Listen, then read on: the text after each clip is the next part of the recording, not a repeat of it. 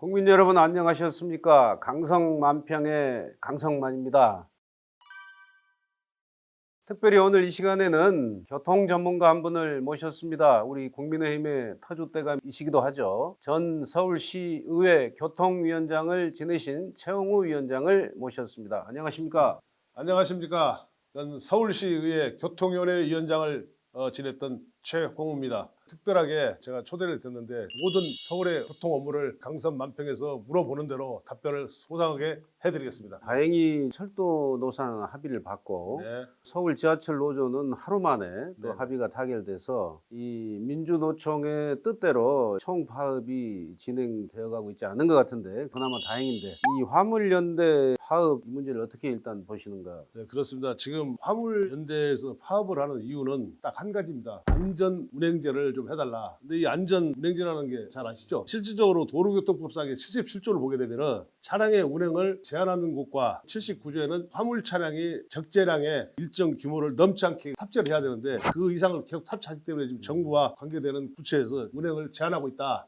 그래서 이거를 좀 풀어달라. 업계에서는 그걸 가지고 지금 노사운동을 하는 겁니다. 이 화물연대가 지난 6월 달에도 파업을 했거든요. 네. 그때는 아마 이제 우리 윤석열 대통령이 5월 9일 날 취임하셔가지고 장관 임명도 다 못하신 상태라 일방적으로 화물연대의 주장을 들어줄 수밖에 없었는데 이게 5개월 만에 또 파업을 했단 말입니다. 이 파업이 과연 정당한 파업인지 아니면 기획된 파업이고 이 정치적 파업인지 어떻게 보시는 거예요? 지금 현재는 민주노총보다 화물 차량 노조원들이 정치적인 입지를 좀 가지고 있다고 봐야 될 것 같습니다. 왜 그러냐면은 레미콘하고 잡혀 있는 게 물류인데 물류는 실질적으로 295만 6천 대 중에서 관용 차량이 한 3천 대 정도, 사업용이 자가용까지 이렇게 합쳐서 40만 대 12.4%에 달하고 있습니다. 이 중에 화물연대 가입자가 2만 한 2천 명 정도 되는데 실질적으로 노조에서 일을 하고 있는 노조원들은 반절의 수준도 안 됩니다. 그래서 한 5% 3% 정도에서 요란을 피우는데 이분들이 아마 정치적 색깔을 많이 띠고 있습니다. 이 화물차 가진 분들은 엄밀하게 보면은 노조도 아니고 다 지입차 비슷하게 사업주들 아니에요? 거의 한 네. 80%가 지입차죠. 근데 이분들이 기업을 상대로 협상도 아니고 정부하고 교섭을 하는데 네네. 이분들이 운송 네. 거부를 하면서 영업을 하지 않고 차를 살 때는 또 할부로 샀을 텐데 할부금은 내야 되고 본인들 손해 아니에요? 맞습니다. 그런데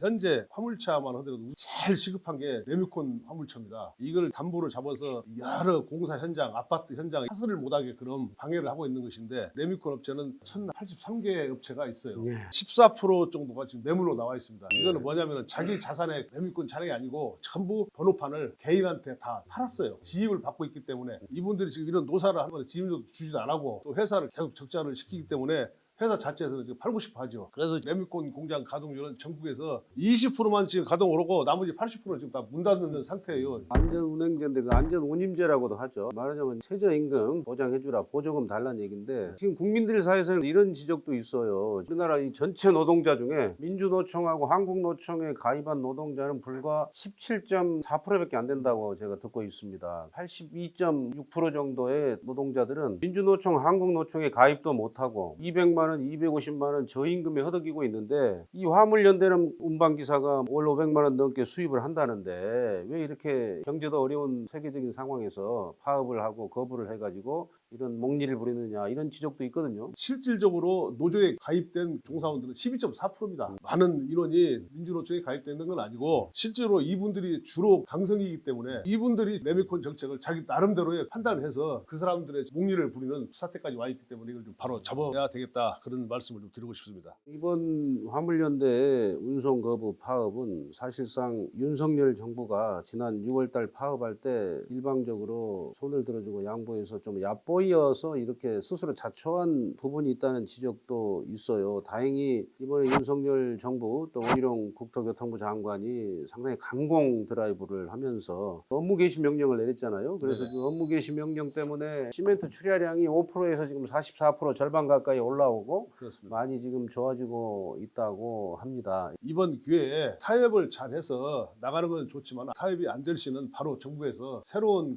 리더 방침을 세워서 화물차의 운송 화물에 대한 것을 다시 재조정을 해야 되지 않겠는가. 화물차 바로 이번에 잡아야 되겠다라는 것을 확실하게 좀 말씀을 드리고 싶습니다. 사실 그게 이제 오늘의 결론이 될 수 있는 부분인데 얼마 되지도 않는 화물연대가 이 나라 물류를 멈춰 세워가지고 산업을 아주 힘들게 만들고 국가 경제를 힘들게 만들고 그래서 윤석열 정권을 어렵게 만들겠다 하는 그런 정치적인 기획이 지금 들어있는 거 아닙니까? 네네네. 지금 그 배후에는 민주노총이 있고 민주당 다 이렇게 좌파 정당과 시민단체, 사회단체가 다 연계돼 가지고 선거로 정당하게 선출된 윤석열 대통령을 어렵게 만들고 퇴진시키겠다고 하는 그런 식의 시위를 벌이고 이래서 지금 나라가 극도로 혼란한데 이 국민들은 굉장히 식상해하고 있어요. 왜 도대체 누구를 위한 파업이냐? 왜 정권이 바뀌니까 파업하느냐? 이 서울 지하철 노조의 젊은 직원들도 그런 주장을 했다고 하는데 이게 말하자면 단순한 노동자의 임금, 권익 신장을 위한 파업이라기보다는 배우가 정치적인 저희가 윤석열 정권을 무너뜨리기 위한 그런 의도가 있다 이렇게 보기 때문에 지금 이 파업을 심각하게 보고 있다고 저는 생각을 하고요. 정부에서 이번에 이 민노총하고 지금 노정 갈등이라고 하는데 저는 노정 갈등이라고 생각 안 합니다. 이것은 좌우의 정치적인 대결이에요. 여기서 윤석열 정부가 또 말랑말랑하게 무릎을 꿇으면은 아마 5년 동안 이 나라 통치할 수 있겠어요. 1980년대 영국의 마가렛 대처라는 철의 수상이 영국이 그 당시에 마이너스 성장을 하고 고물가의 실업률이 높았는데 그래서 영국이 엄청나게 파업을 할 때 강력하게 대처해서 결국은 나라의 기틀을 잡고 영국 비용을 치료하고 영국 경제를 살리는 계기가 됐는데 이번에 윤석열 대통령도 민노총하고의 대결이랄까 반드시 노사법치주의를 강조했잖아요. 법에 따른 노사 정책을 확고하게 함으로써 앞으로 대한민국의 노동 문제가 불법 파업이라든가 이런 것들이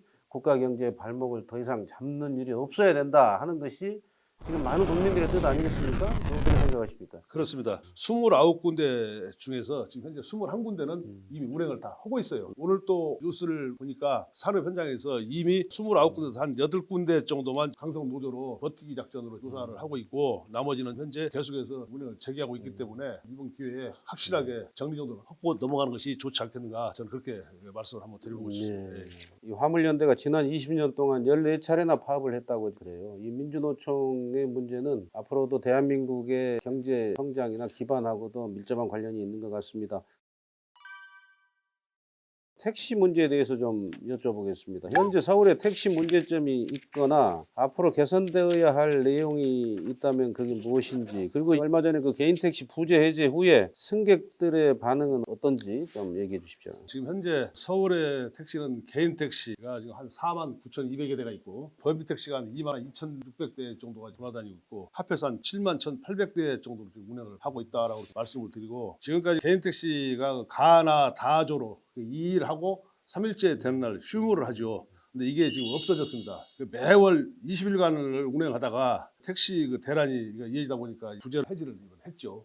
그런데 현행 요금이 지금 현재 3,800원인데 심야 택시 할증 제도를 도입해가지고 밤 10시부터 새벽 4시까지는 할증제가 40%를 껑충 뛰어요. 이게 지금 어떻게 제대로 될지 안 될지는 좀 지켜봐야 될 것 같습니다. 시민들 요금 폭탄에 대한 그 쓴소리가 나올 수도 있고 개인 택시나 이런 분들이 밤 새벽에 운행을 할 줄 안 할 줄 중심을 못 잡고 있어요. 그래서 이런 것도 지금 다시 한번 지금 규제 대상에서 어떻게 될지 지켜보고 있는 것이고 카카오 택시라든가 모범 택시 그 외에 타다 이런 택시에 산학금제에서 근무하는 법인 택시 종사자들은 실적으로 돌아가는 빵이 별로 없다 그렇게 저는 정의를 하고 싶습니다. 밤 늦게 개인 택시 규제 풀어서 운영을 하면 실질적으로 서울시뿐이 아니고 전국적으로 택시가 호화 상태가 일어날 수도 있다. 저는 그렇게 보기 때문에 이거는 전망을 좀 주시를 해보고 이분들이 산학금을 제외하는 그 손님을 받아야 할 금액이 너무 적다 보니까 집에 조금이라도 가져갈 수 있게 그럼 과속, 불친절, 속도 위반 등으로 계속해서 폭주를 하고 있기 때문에 이것도 굉장히 교통사고의 위험성이 많다. 저는 그렇게 생각을 하기 때문에 이것도 교통 정책을 다시 바꿔야 되지 않겠는가 개선 문제가 필요하다 그렇게 말씀을 좀 드리고 싶습니다. 한 사람의 시민 승객 입장에서 보면 택시 회사들 지나가다 보면 택시가 운행 안 하고 많이 서 있어요. 또 그럼에도 불구하고 밤에 모임이 끝나고 택시라도 잡아서 집에 가려고 하면 택시가 안 잡혀요. 그렇다면 이게 이런 현상이 왜 이렇게 되는지 택시 기사가 부족한 건지 아니면은 지방자치 단체장에 나온 사람들이 표 얻으려고 개인 택시를 너무 남발해서 지금 이렇게 된 건지 그 원인이 뭐죠? 사실 그 개인 택시를 가지고 사업하시는 분들은 법인 택시에 비해서 연세도 좀 많이 있어요. 이분들은 실적으로 인지하는 능력 이런 것이 회사 택시에 운전하시는 종사원들보다는 사실 떨어진다고 봐야 되겠죠. 그래서 이런 분들이 이 자동차 차내에서 흡연하는 기사님도 있고 환기나 복장 등도 교육이나 이런 걸 해서 바로 잡아야 되지 않겠나. 운수 사업법을 좀 수정을 해서라도 바로 잡아가는 그런 것을 좀 제가 제안하고 싶고, 현재 개인택시 규제 해제 후에 개인택시 자산만 올려줄 거를 뜨니까 지자체에서 강력하게 규제를 좀 확실하게 해서 단속 좀 했으면 좋겠다. 저는 그런 말씀을 드리고 싶습니다. 네, 이번에는 버스 문제를 좀 여쭤보겠습니다. 서울의 시내버스, 마을버스의 적자가 심한 걸로 아는데 어떤 문제가 있습니까? 서울시에서 운영하는 버스는 92.7%가 적자 운행으로 도산 위기에 와 있고, 서울 시내버스는 현재 7,500여대가 운행하고 있고 하루에 한 459만 명 정도가 이용하고 있고, 2019년도에는 405만 명, 그래서 한 3천 명 정도 감소를 하고 있어요. 그러면 2019년도 437개 노선 중에서 405개 노선이 92% 정도가 적자 운행을 하고 있다. 마을버스는 241개 노선이 있는데 여기서 1659대의 버스가 운행을 하고 있죠. 만성 적자로 그동안에 국자 노선 사업도 지금은 계속 빚을 내서 하루하루 적자를 메꾸고 있는 실정이다. 저는 그렇게 말씀을 드리고 싶습니다. 그래서 시내버스는 2021년도에 약 한 6천억 원의 지원을 받았고, 가스값 연료비가 한 8천억 원이 넘어서기 때문에 시내버스도 적자를 면치 못한다. 그렇게 말씀을 드리고, 또 거기에 타이어, 부속, 오일, 보험료, 사무실 운영비, 종사자 급여 말도 못하게 지금 적자로 나가고 있죠. 이게 눈여겨볼 만한 것이 있는데, 특히 마을버스 지원액은 전 조합에 300억 원이 돼 있어요. 그러면은 이 차량 대비 시내버스에 비해서도 터무니없이 어려운 적자가 심화되고 있고, 요금은 2011년도 12년 만에 올랐던 요금이 현재 그대로 900원으로 동결돼 있고, 벌써 20몇 년 이렇게 가는데 바로 잡지 않으면 버스계는 이미 다 도태를 하고 있는 지경에 도달해 있다. 저는 그렇게 말씀을 좀 드리고 싶습니다. 서울시나 이 당국자들이 유념해서 들어야 될 것 같습니다. 끝으로 요새 도로에 보면 이륜차나 이런 난폭 운전이 심해서 시민들이 위협을 많이 느낀다고 그래요. 신호 체계라든가 어떤 문제가 있는 건가요? 실질적으로 우리나라의 도로 사정에 의해서 이 자동차 횡단보도에는 이미 초시계가 달려서 횡단보도에 건너가는 여유름이 있지만은, 운전하시는 분들은 자동차 신호등만 보기 때문에 언제 신호가 바뀔지 모르고 준비하고 있다가 급발진을 해서 나가게 됩니다. 그래서 이러한 것을 바로잡기 위해서 자동차 신호등에도 초시계를 꼭 부착을 해야 된다. 저는 그렇게 교통체계 개편을 말씀을 드리고 싶습니다. 운전기사에게 바로 전달해서 사고가 없이 항시 안전 운행을 할 수 있도록 만들어줘야 하는 것이 좋겠다. 그렇게 말씀을 드립니다. 오늘 교통전문가 최홍우 전 서울시의회 교통위원장을 모시고 화물연대에 지금 계속되는 파업을 계기로 그 화물연대 파업과 또 버스, 택시, 또 난폭운전 등에 이르기까지 교통 문제에 대해서 견해를 들어봤습니다. 국민 여러분, 지금 민노총이 뜻대로 안 되는 심의가 있어서 다행입니다만은, 지난달 22일 건설노조 파업을 시작으로 23일 서울대병원, 24일 화물연대, 25일 학교 비정규직 노조, 이렇게 줄 파업이 계속됐습니다. 그리고 서울 지하철까지 파업이 됐다가 하루 만에 합의가 됐고, 또 철도 노조도 파업을 예고했지만은 합의가 되는 바람에 한숨 돌리고 있는데, 지금 이 민주노총에 대해서 국민 여러분 그동안 수십 년 이제 봐왔죠. 언제까지 우리가 민주노총의 요구를 다 들어주면서 끌려다녀야 되는지. 더구나 이렇게 국가가 쓰리고 고물가, 고금리, 고환율로 굉장히 어려운 상황에 처해 있지 않습니까? 세계 경제가 다 같이 어려운 상황에 처해 있는데, 이 경제가 호황일 때 파업을 하면 그래도 좀 이해를 하겠는데, 경제가 정말 불황이고 또 일자리도 젊은 사람들이 허덕거리고 이럴 때 파업을 하는 이유, 그것도 파업의 날짜를 이렇게 몰아가지고 민주노총이 아주 총파업을 하겠다는 의도는 정말 국민 여러분 이해하기 어렵지 않겠습니까? 이것은 단순히 자기들의 권익을 위한 파업으로만은 볼 수 없습니다. 그 배후가 있고, 민주노총의 위원장인가요? 양경수 씨, 용인외대 용인본교 출신이죠. 또 경기동부연합의 통합진보당의 이석기 씨, 또 역시 외대 용인본교 출신이고,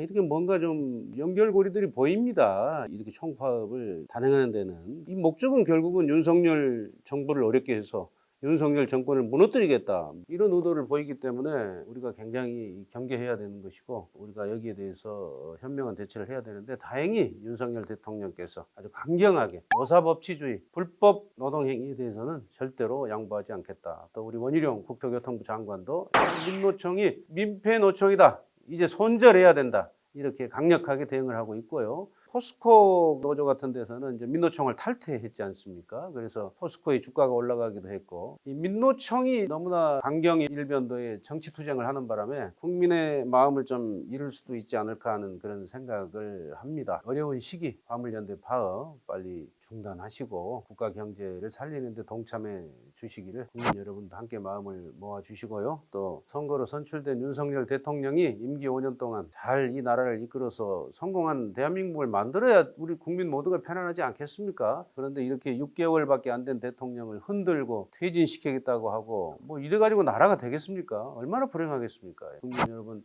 정말 많은 관심을 가져주시고요. 특히 중요한 문제를 이렇게 와서 쉽게 설명해 주신 우리 최영우 전문가에게도 감사를 드리면서 오늘의 강성완평 여기까지 마치겠습니다. 감사합니다.